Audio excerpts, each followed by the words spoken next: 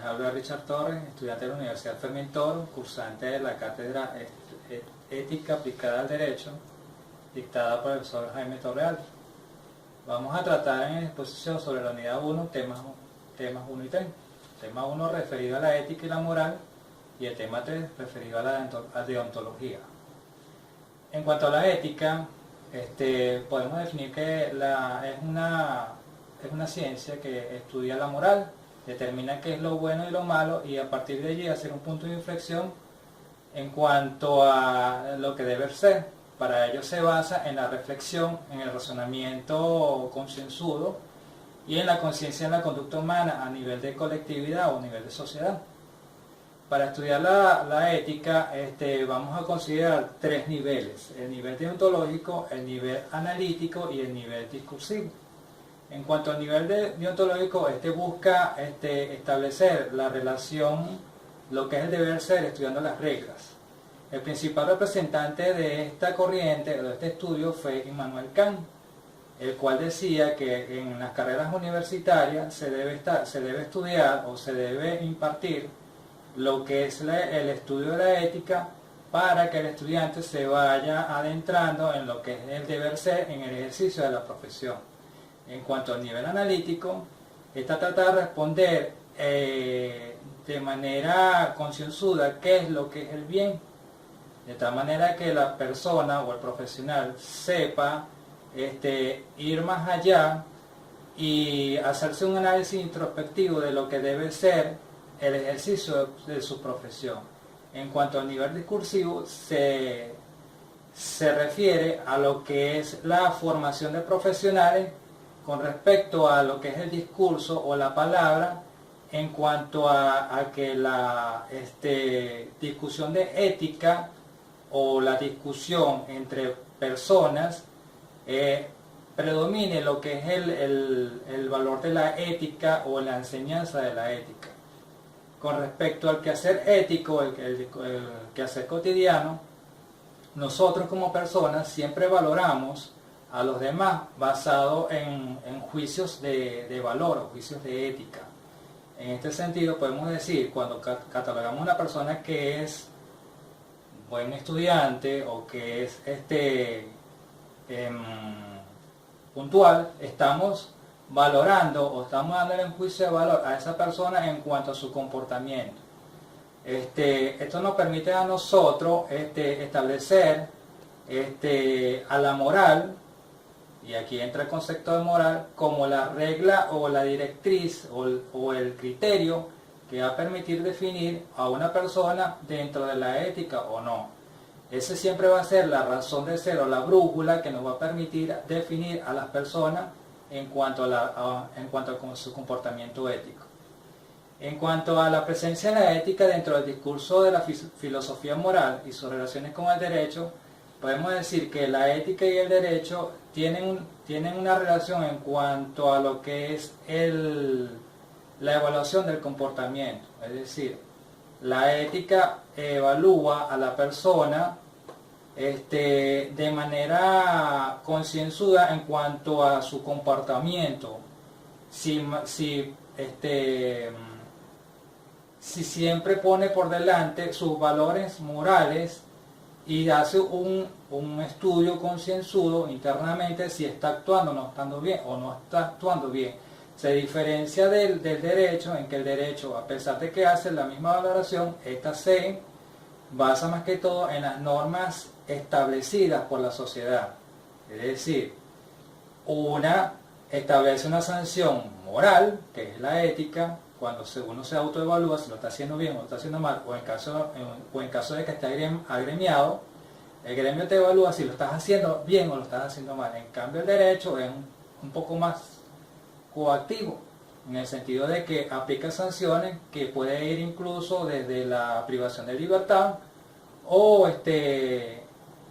las más suaves, que serían las pecuniarias.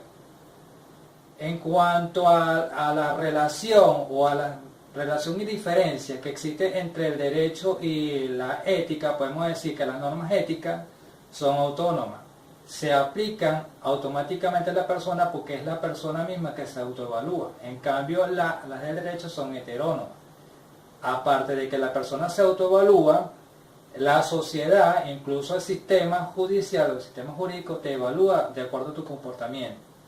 Las normas de la ética son individuales e internas, son propias de la persona. En cambio, la de derecho, aparte de que son individuales, son colectivas y externas, porque es la sociedad, por intermedio del sistema judicial o de la misma sociedad, la que te juzga.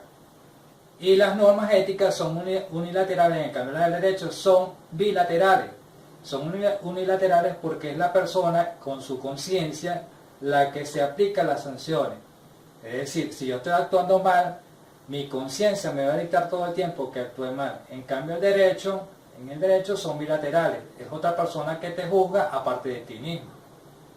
En cuanto al tema 3, sobre la deontología, podemos decir que la deontología jurídica se define como la rama de la filosofía que tiene como objetivo determinar cómo debe ser el derecho y cómo se debe aplicar.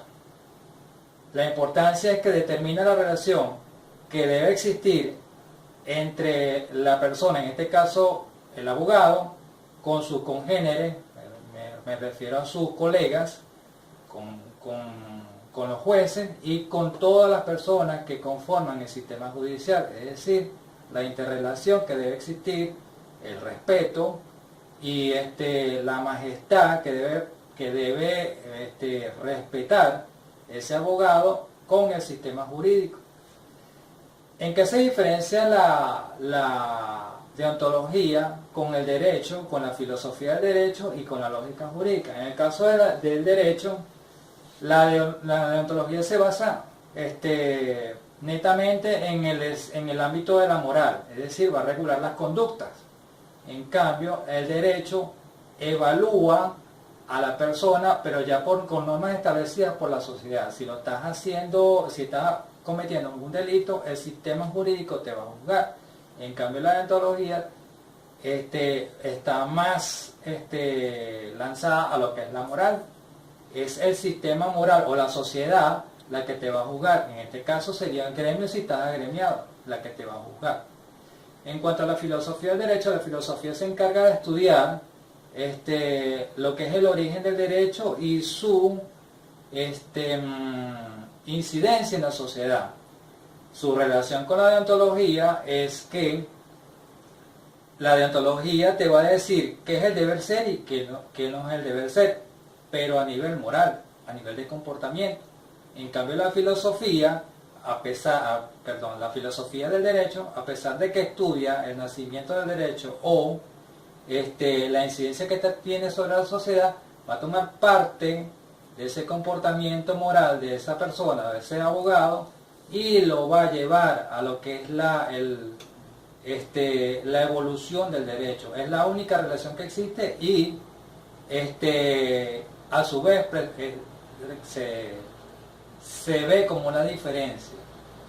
En cuanto a la lógica jurídica, la lógica lo que hace es estudiar la concordancia de lo que se está estudiando, lo que se está estableciendo como dogma norma y su evolución también en el tiempo, su estructura, su redacción y lo que es el establecimiento de las normas. En cambio, la deontología se basa más en el comportamiento, en el deber ser, lo que yo cómo debo actuar yo como abogado ante un gremio y ante una sociedad. En cuanto a la intervención de la deontología en los diferentes escenarios propios del derecho donde se maneja el derecho, tenemos que, en el caso del Parlamento, el Parlamento viene siendo la personificación organizativa de lo que es el poder legislativo de cada estado. ¿Qué relación tiene la deontología con el Parlamento?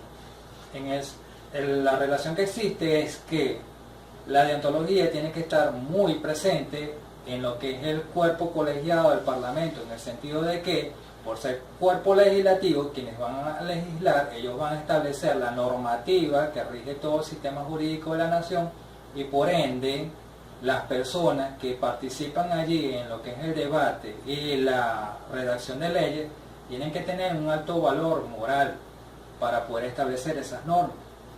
En cuanto al proceso judicial, Este se refiere más que todo a lo que es el sistema jurídico, cómo funciona. En este sentido tenemos que esta se divide en tres grandes procesos.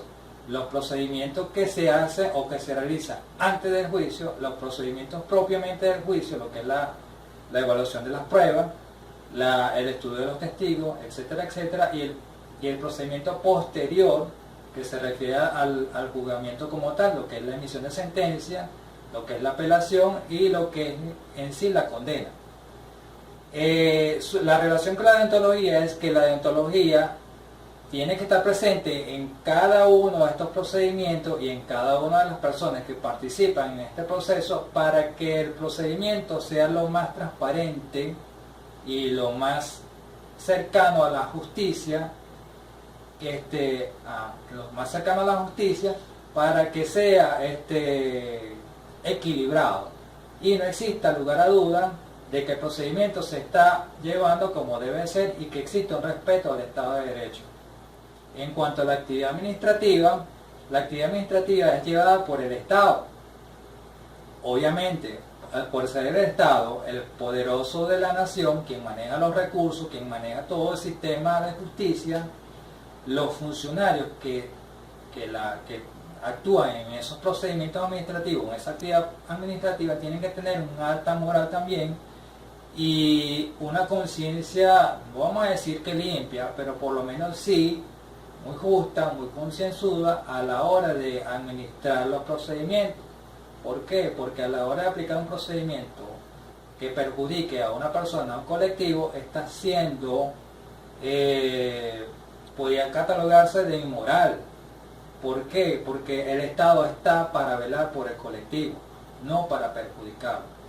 En cuanto a qué leyes se relacionan con este tema, tenemos el Código Civil, el Código de Procedimiento Civil, que trata de